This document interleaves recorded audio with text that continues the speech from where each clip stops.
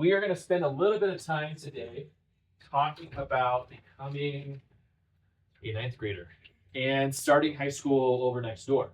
And so I always like to start with probably one of the most philosophical, educated, super smart people I know with a quote from them. And so, as Dwayne "The Rock" Johnson says, success isn't always about greatness, it's about consistency. Consistent hard work leads to success, and greatness will come. Okay, that quote speaks to a lot of different things that we do, okay, whether that's athletics, school, anything that you set your heart out to achieve or accomplish could be captured within this. I'm going to come at it from the standpoint of starting and working through your journey in high school. Okay. And I want to point out a couple of things in here. Number one is the key word is consistency. Who can define what consistency is? I'm going to get this arrow out of the way while you do that. Who can tell me what consistency is? Anybody?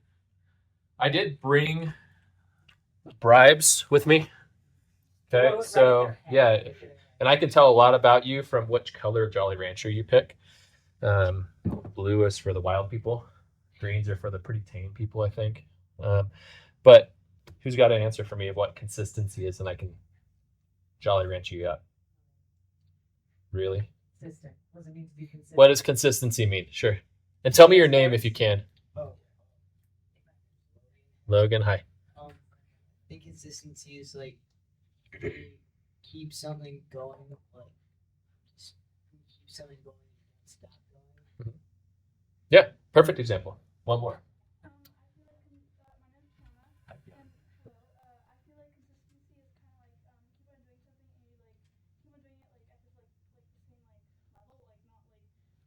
Say you're getting a grade, like you getting 3s instead of like going to 2s and then 4s. Great. Both of you helpers. So consistency is just that. It's keeping yourself on a regular basis, moving forward, getting ready for the next thing, and consistently looking for consistency. Regularly looking for ways that you keep improving yourself or whatever you're working on. The other thing I think that is an understated piece of this quote is note that it doesn't say great test. It doesn't say success isn't always about being the great best. It is about greatness. There's a distinct difference, I think, between those two things. Greatest means I'm the best. It's a competitive environment where only one person could be the GOAT, right? Whether that's Messi or Ronaldo or like Jordan or LeBron, like Kobe. Okay, only one person can really be the greatest if we really look at it. Greatness has no limit. Greatness means that you are great in whatever level that you want to pursue. Okay. There's no maximum amount of people who can have greatness. Okay. So it's however hard you want to think about it. So I'm going to take a second and just kind of make sure that you know who I am and why I'm standing up here talking to you. And so again, my name is Mr. Ream. I will be your counselor for high school. Okay. And that starts on the first day of school. Okay. When you start next fall.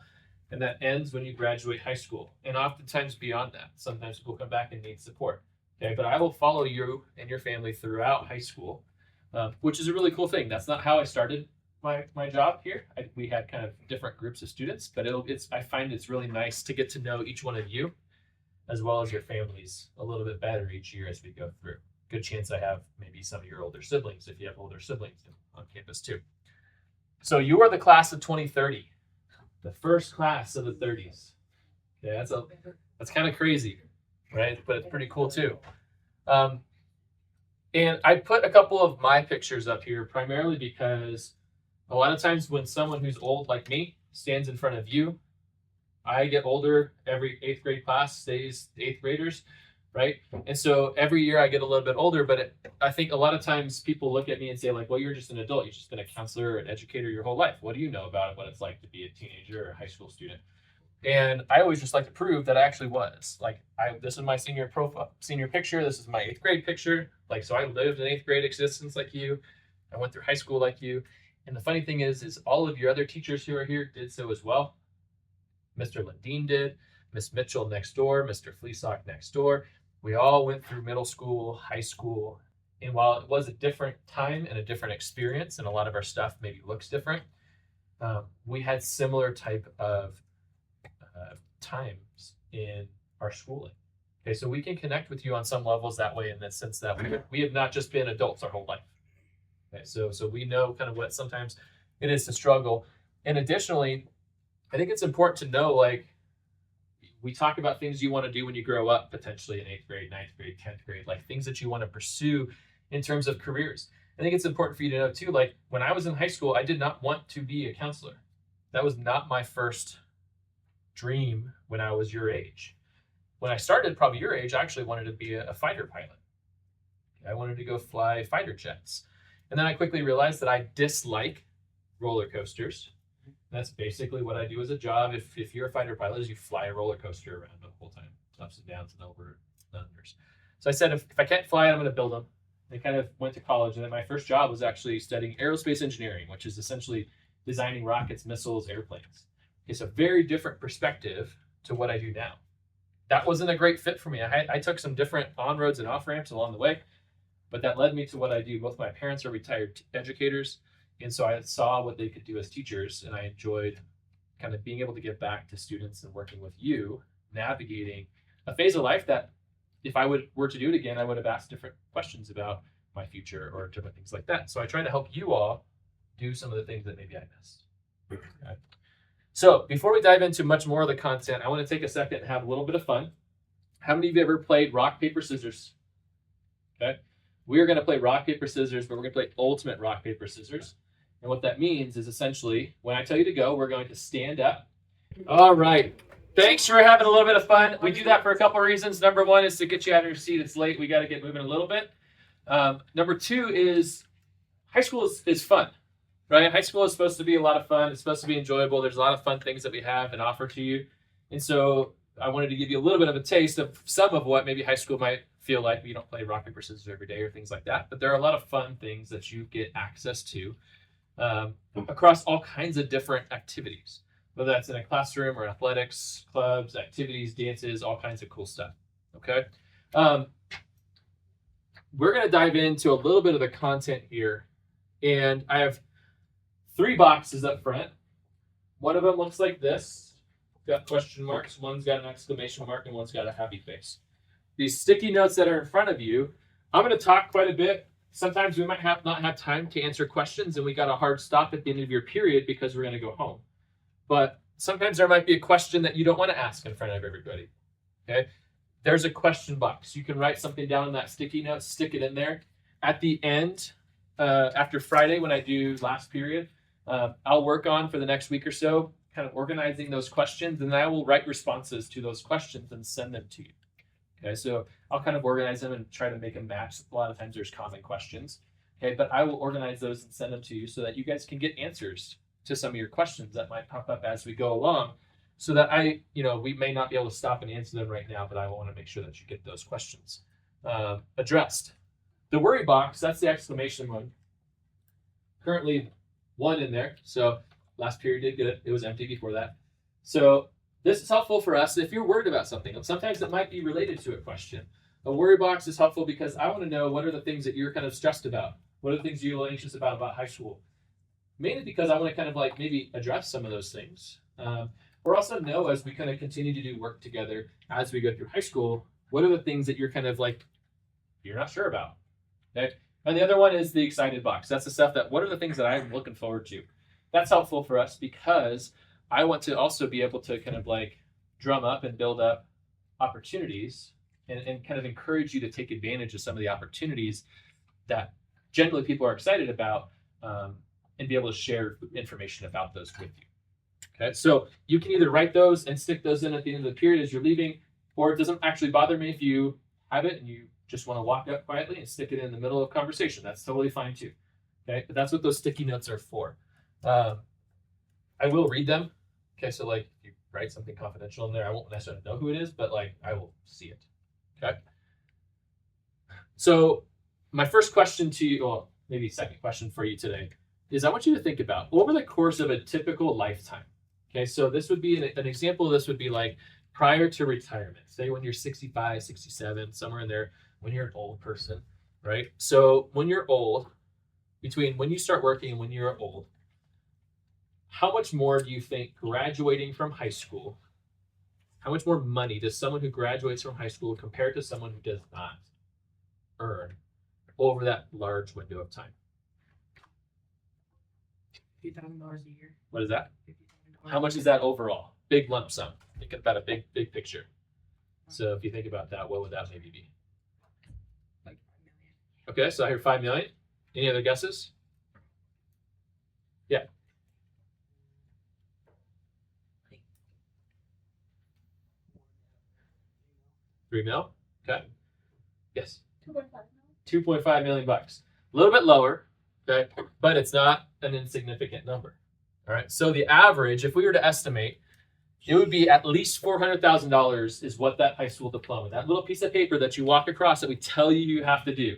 The government says you have to go to school.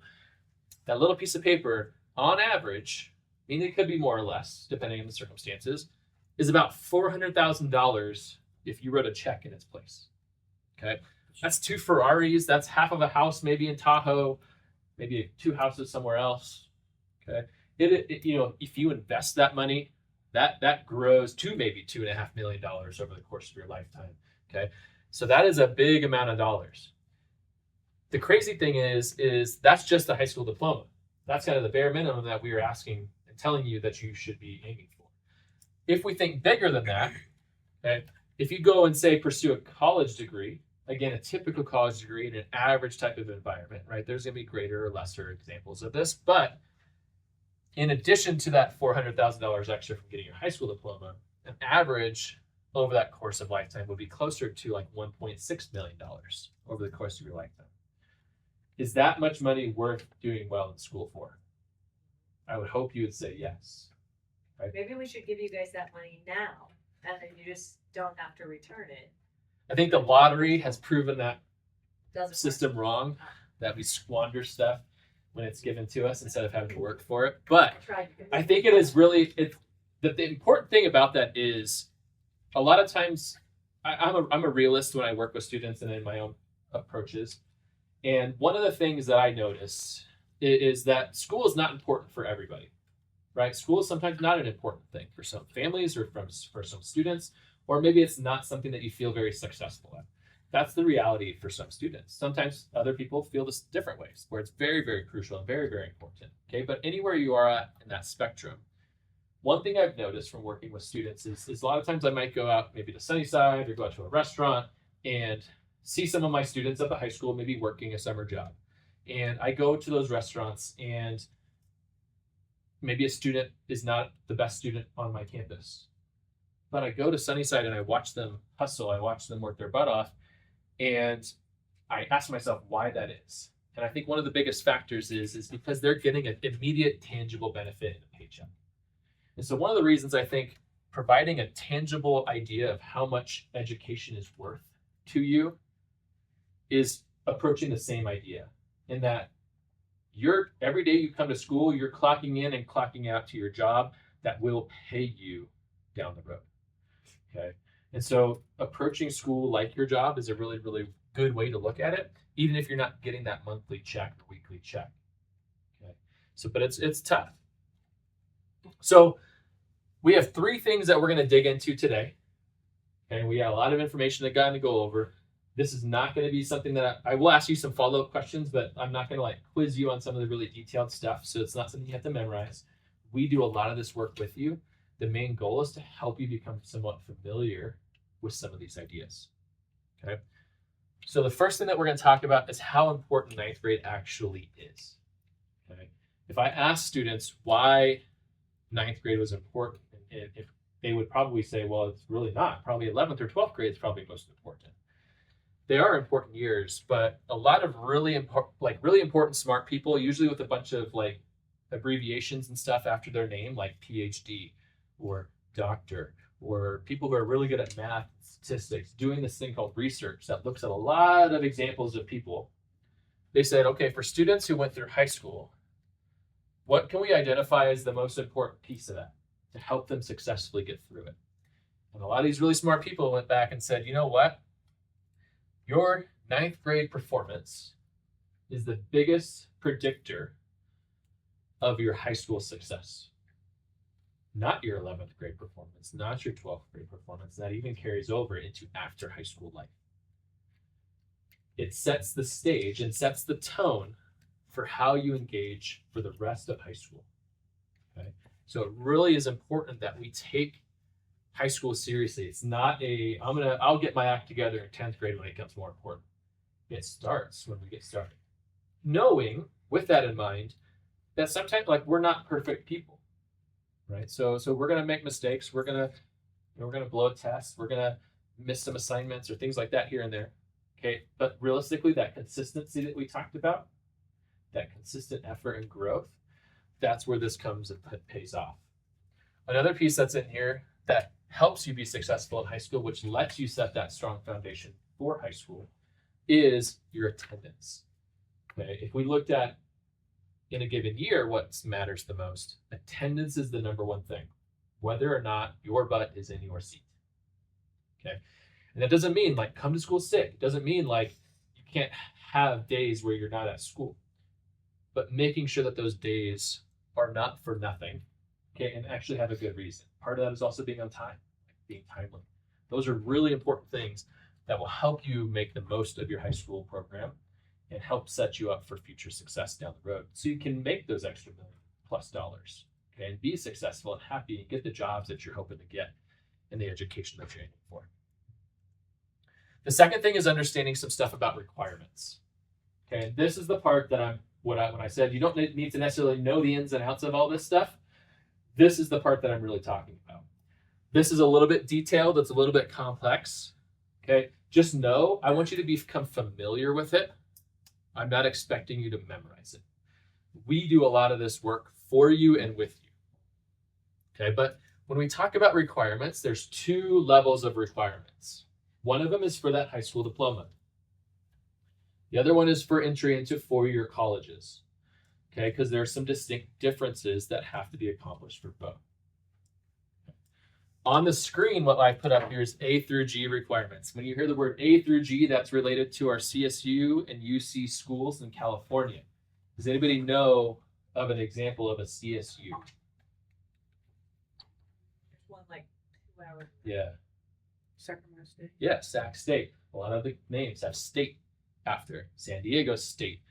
Cal Poly San Luis Obispo doesn't have state, but that is a CSU. Chico State. San Jose State. Okay. Long Beach State. Okay. Fresno State. A lot of them have state. Okay, so there's 23 of them. And then you have the UCs. Give me an example of a UC. Usually that's a little easier. Yeah, UC Berkeley, UC Riverside, UC Santa Barbara. All those types of schools are in the UC system. So that's kind of the golden benchmark that we utilize to determine college kind of preparedness.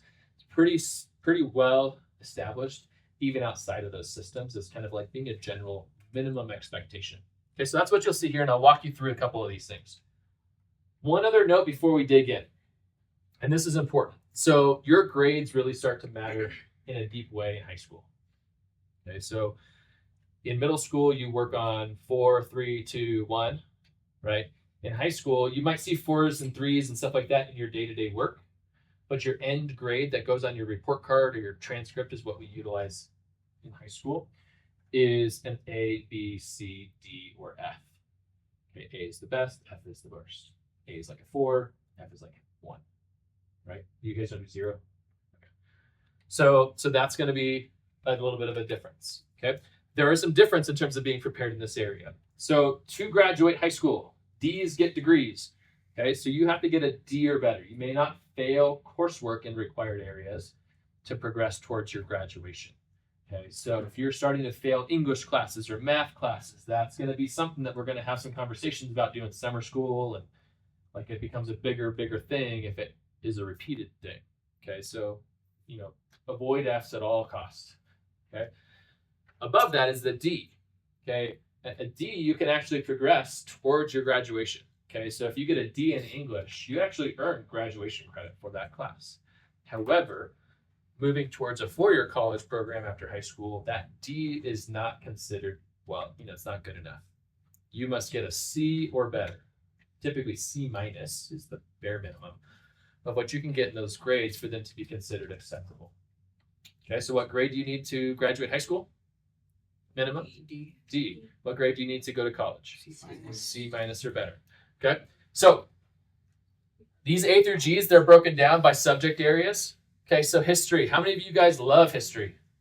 Cool. How many of you guys really dislike history? How many is like, eh? All right. So for you and dislikers, like you will not have a history class in 9th grade. So you get a break. Picks back up in 10th grade with world history and human geography. But in 9th grade, you actually take a break from history. Okay, so you won't see that. There's 2 years of history required. We actually require 3 to graduate from high school. So we got that one pretty taken care of as long as you're meeting the requirements. English is one of the hardest ones because you need every semester of English during high school. We do 2 parts in the year, not 3 like in the middle school. So you get 2 grades each year that move towards graduation. You need every single semester of that to graduate from high school with a D or C or higher. D for graduation, C or higher for college. If it's not, then we have to have different conversations about making those things up.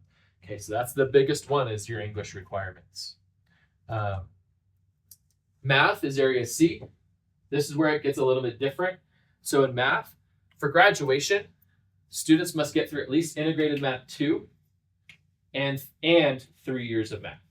So for example, if you were like, I'm starting integrated math 2, awesome, that's 1 year of math I gotta do. It's both. Minimum level is integrated 2, and you have to have 3 years of exposure to math. Okay, so an example of that might be if you started an intro to integrated math, you take that, then integrated 1, then integrated 2, and then choose if you wanted to take more math beyond that. Okay, so those are different things that we would discuss during high school. That requirement is essentially the same for graduation. That is graduation, and then for college, you have to get through integrated math 3 as a minimum. Okay, so that's the minimum kind of expectation for your college world. We'll talk a little bit more about math placement in a little bit because some of our stuff has changed over time based on where students entering math will go from 8th to 9th grade. D, lab science is really built in for both graduation and college in the same way as long as your grades stay above that C range. 9th grade, you'll take a biology class. That's your 9th grade science course. And in 10th grade, you'll take a chemistry class. That's your 10th grade science course. Meets both your college and high school graduation requirements. E, F, and G. E is world language. Okay, so that's basically Spanish at our school. Students will generally take either Spanish 1 or our Spanish 3 for Spanish speakers course to start. Okay, typically, if no habla español, Spanish 1 is for you. If you have a decent grasp of Spanish or you've been through immersion or you're a native Spanish speaker, then typically you'll move into Spanish 3 for Spanish speakers. If you fall somewhere in the middle, we don't place you anywhere else to start. We will determine that when we get going in school. If you get a Spanish 1 and like it's below where you should be, the teacher in there will likely tell me and say like they really should be in Spanish 2. And we would go through some steps to do that. It might make your schedule change a little bit, but that's the approach we have with Spanish. You need 2 years of that for college. So Spanish 1 and 2, like Spanish 3 for Spanish speakers and AP Spanish is kind of the typical progression for those. But for graduation, you actually you need 1 year of either of these 2 things. Okay, so that's just an important difference. In college requirements, you have 1 year of an art class, visual performing art. That could be art, ceramics, band, video production, music production. Let's see what else. Photography, guitar. I think that pretty much covers most of the art classes. Those are all examples of an art class. It may or may not be in your 9th grade year. It might be later on in high school. Okay, and this last one, G, is one that typically students don't need to worry too much about. You have 6 elective classes that you have to accomplish for graduation. Most of those will likely fulfill this requirement in addition to any extras. You'll see this recommended year of, say, Spanish. That's takes you from being able to submit an application to a college to being competitive in that application process. Okay, so you're likely going to do more than what the minimum expectations are. So we'll circle back to this in a little bit, but I want to kind of just highlight what a couple sets of classes that a typical 9th grade schedule looks like. One thing you'll notice is this top row is going to be stuff that every student is going to take, and we will actually pre-assign this information for you. When I come back, this will already be in the system, ready to rock and roll. In ninth grade, all students in ninth grade will take pre-AP English 1. That is your ninth grade English class for every single student on campus. Okay. The next one is your math class. I'll show you some of our placement criteria, but essentially we will look at some pieces of information like your iReady score, what math class you are in, as well as how you're doing in that math class, as well as some information about 7th and 8th grade CAS scores to determine which placement you will be pursuing. Okay. We do that though twice. Once, very, very shortly, right? So like I think you're doing your iReady stuff very like this week or next week or something like that. That will be our first placement criteria. So we will put you in a math class based on the information that we have. Now, the year's not over. You're still learning, you're still growing. Okay. And so we will be reevaluating that information again at the end of the school year. Okay, so if you get placed in, say, integrated math 1 and you're like, well, I kind of feel like I'm ready for integrated 2. We've moved away from kind of like giving you classes based on how you or your family or even your teacher feels, especially in relation to math, and have moved more towards a placement criteria that we put you in classes based on what you can show us you can do. An evidence-based placement criteria. And so what that means though is if you don't do as well in this time frame right now and you move in and you want to improve that, you totally can. If you can show us that you can meet the benchmarks that are required, we will be happy to put you in a class that maybe is at your level, okay, that you can demonstrate that you're ready for. Okay, so we will look at it at the end of the school year as well. Okay. We talked about biology being ninth grade science. All ninth graders will take biology. Okay. And then the fourth one that all students will start with is this PE health class. All students will take PE health in ninth grade as well. Okay. You'll see there's that option down here that says ISPE in health. This is a program that we offer for students who maybe are multi-sport athletes that want to take a class of PE outside of their schedule. Sometimes people, it's good for you to be in PE. Squirrely ninth graders sometimes, getting that energy out, it helps you focus. It might be good for you to maybe take a class of PE on campus. Okay, but if you already are playing multiple sports outside of school and you wanted to utilize some of those types of things to fulfill that requirement, there's an option to be able to do that. This kind of becomes a 7th square, and then it opens up a spot for a different class in your day if that's the case. I'll come back to that and answer a couple more questions about ISPE stuff because there's usually stuff that pops up, but I'll wait till the end when I talk about another program as well. The world language typically fits in this mix here. That's going to be typically your Spanish class.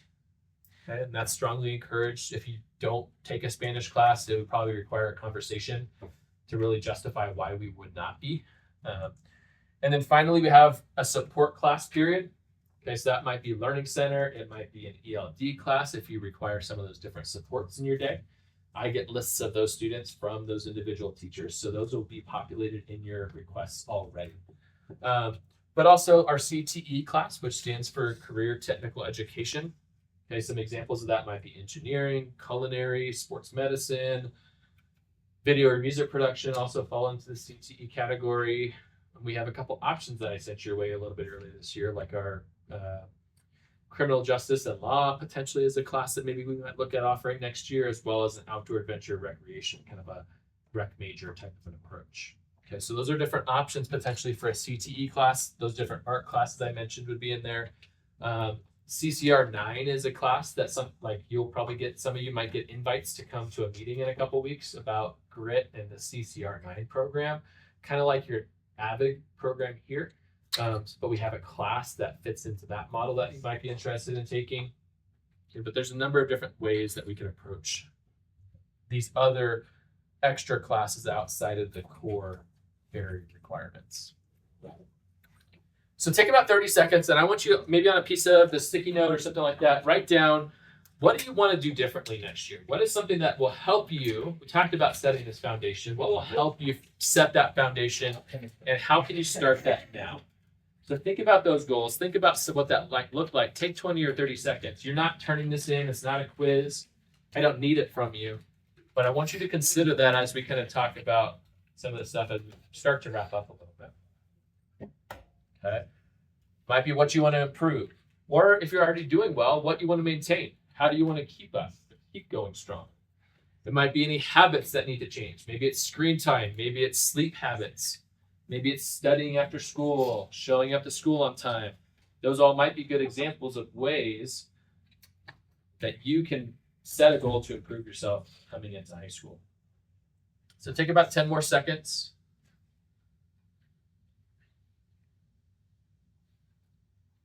I got a Jolly Rancher for one person who wants to share. Yes. There are a lot of them, but it's like study for my tests, ask questions, fix my screen time, a lot of it, Okay. and sleep earlier than 9 a.m. on school nights. Cool. Make yourself happy. For early bird gets a worm. If you want to share it, I'm happy to hear though. I don't have a surprise for second, third, fourth. What do you got? Just give me an example. I want to improve my sleep habits. Sleep habits, awesome. You guys have to be here at 7:30. Yeah, it's super early. Like be in your seat. It's Yep, too- button seat at 7:30 in the morning. I also said like sleep. Sleep is super important. We spend a lot of time talking about sleep, especially 9th and 10th grade. That's part of that building that foundation piece. Awesome. Thank you guys for sharing. I appreciate it. So the third thing that I mentioned was getting involved. And this is where you got to make school kind of your own. You got to make school meaningful to you in the way that you want to engage into it outside of the classroom. And so when we talk about contributing to school, I would challenge you, find a club, find a sport, even if it's a sport you've never played or like, I'm not an athlete, you can be. Okay, it's helpful, it's nice, it helps you connect with people. There's a lot of information that says being active is very good for not only your physical well-being, but also your mental and academic well-being. Okay, and so finding a sport, some of our sports are a little more competitive where you have to try out or there's multiple levels. Other sports are fairly accommodating. You can walk into maybe tennis or swimming or things like that and like track, you can learn how to do some of those things. You don't have to be, again, great. You don't have to be the great test. You can be consistent and work towards greatness. Okay, and that's part of the piece about being an athlete is continual improvement. Okay, we also have clubs. If you're like, nope, I am not an athlete, clubs might be the way it is for me. You know, we have Pride Club, we have Latina Pride Club, we have like affinity groups, Fly Fishing Club. I run an AV club. What else do we got? There's a Donuts and Disciples Club. There's a You guys don't Animal Advocates Club, Art Club. There's a bunch of clubs. There was And a the cool- drama club because there's not a theater. Yeah, that kind of has That big. fizzled a little bit maybe. But if you don't have any clubs, they're like, I don't like any of that stuff. Guess what? You can make your own. You need one or two other people, a staff member who maybe would help you along the way to get started. And you can start your own club. I've had people say like, I want to do a Lego club, badminton club. Someone started a spike ball club. We used to have a Dungeons and Dragons club. Like there's all kinds of cool stuff that you could be doing. Okay. And then lastly, we have a leadership class. This is actually a class that happens out, again, kind of similar to the ISPE. It's an independent study class where it could be something that you want to add to your schedule if you chose, that you could help school-wide make decisions on what matters to us and how we spend our time, how we spend money, and also how we kind of have fun together through rallies and different events and dances and whatnot. So there's a leadership class that you could either join as a support or you could even run for a class office like president, secretary of the freshman class, okay, and help make more decisions through that process. So that might be something that you might request in your course request. Just know that if you do, there is a follow-up application that you would eventually need to go through. Yes. Do you have a chess club? I know that we have students who play chess. I don't know if it's formalized There as has a been club. one before, but Yeah. I don't know if it's still in. I don't know if it still happens But you can regularly. You could rally. start it back up if you wanted to. But I know there are a number of students And who you play guys chess. have a lot of sports at our high school for such a small high school. Like, there's a lot of opportunity. Yes, lots of activities. Is there like a snowboard team? Yep, we have Yes. snowboarding, we have ski teams, both school ski teams and school snowboard teams. Yes. What kind of snowboarding? Is it like racing? Yeah, or it's is it not like big mountain. It's It's race. race. Yeah, our school teams are race. So in a minute I'll pull up some information. We sent this information out. It's also on your Google Classroom. Details on this website or QR code will help investigate some of the additional options that maybe I did not mention in terms of some of what classes you might want to think about taking next year. And there's some tools to even think beyond just next year. There's a tool that you can make a 4-year plan if you really wanted to. but next year would be the primary focus. Okay, I will be coming back to your class on Wednesday, February 18th. That's about 2.5 weeks from now, 3 weeks from now. Okay, and so that is when you need to have some decisions loosely made. So you guys are gonna have to look at some of the resources and talk to your parents so that you're ready on February 18th. You're in your mind, be thinking about what you want to take. Yes, we will have maybe a little time to answer some questions about stuff on the 18th, but in Yeah, reality, it's not going to be a lecture like this. It's work time where you're going to pull up your computer. We're going to help you actually into these things, but we won't have a million minutes to answer individual questions about all these different classes. And I've linked a lot of things for you on my Google Classroom. That's all the high school like counseling sites and the course descriptions, and so you really can do some of your own investigating. If you want to email Mr. Ream, me, you can do that too. But Yeah, so my contact information is up there. I can't sit down individually with like you and your parent. Like I can't hold individual in-person meetings, but I can correspond over emails and stuff like that if they wanted to reach out. I'm happy to do that. I have 2 other classes. I have seniors actually this year, so my year is actually fairly busy, but you start coming into the fold right about now. But generally for like meetings and sit downs and stuff like that, that really starts in the fall when you actually become high schoolers. Okay. But your counselors here can also maybe help answer questions as well. Okay. They've been through this conversation and answered a lot of questions already too.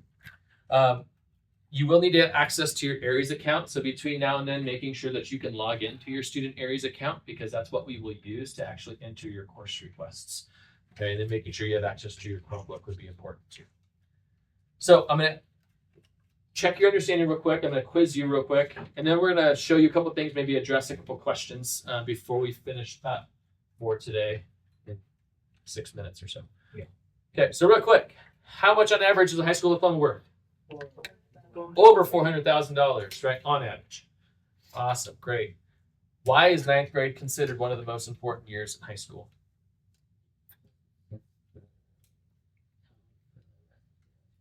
Yeah. It builds that foundation, helps set the tone for how you're going to go about high school. Awesome. When are we entering course requests together?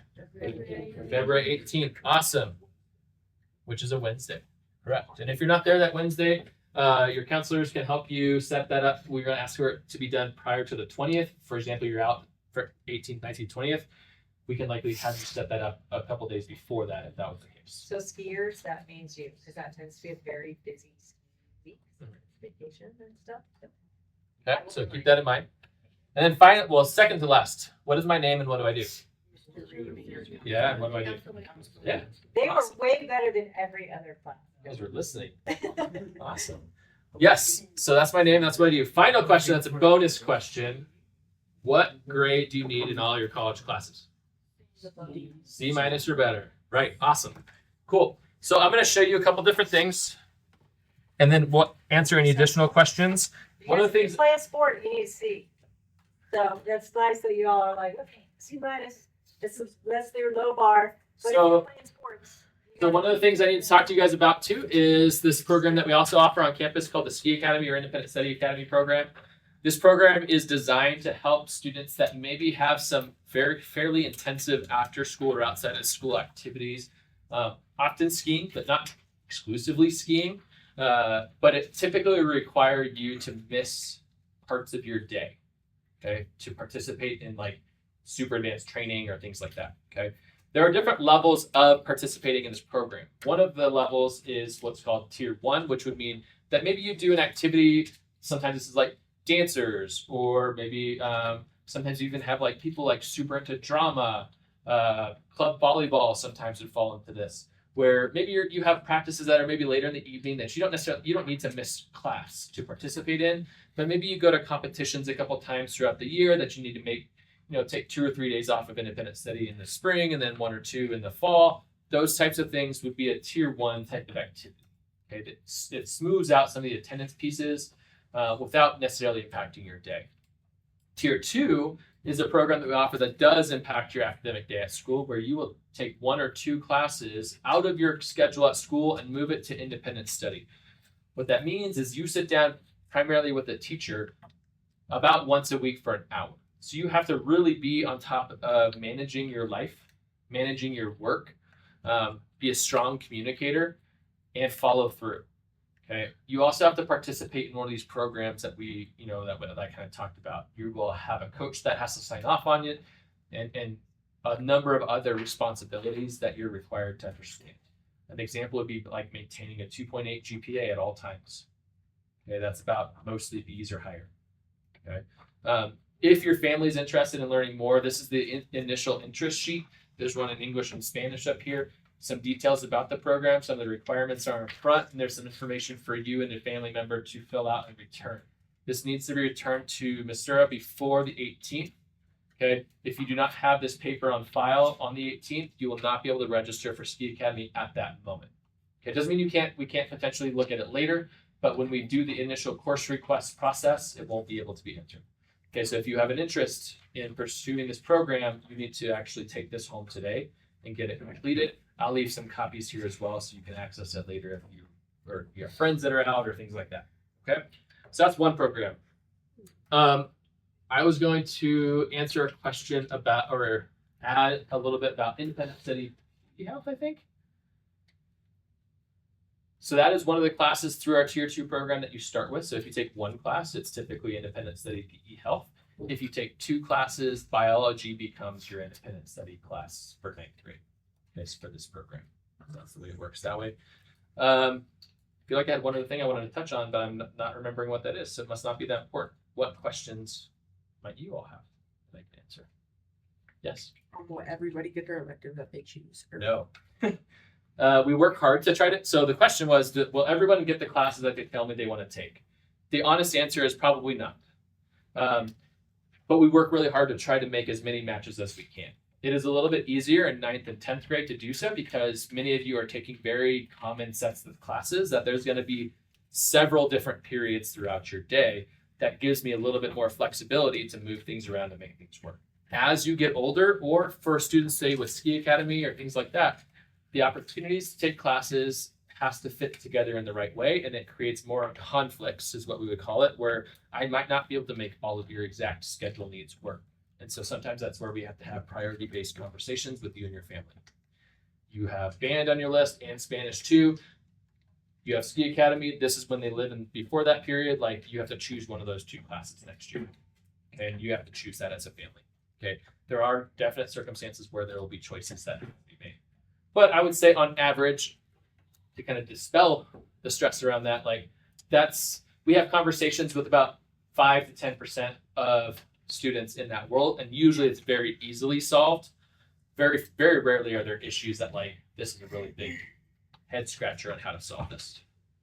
Okay, I've been doing this a long time. We can figure this out together. I got you guys back. So we'll work on making sure those all try to. If you guys have questions, please put them in the box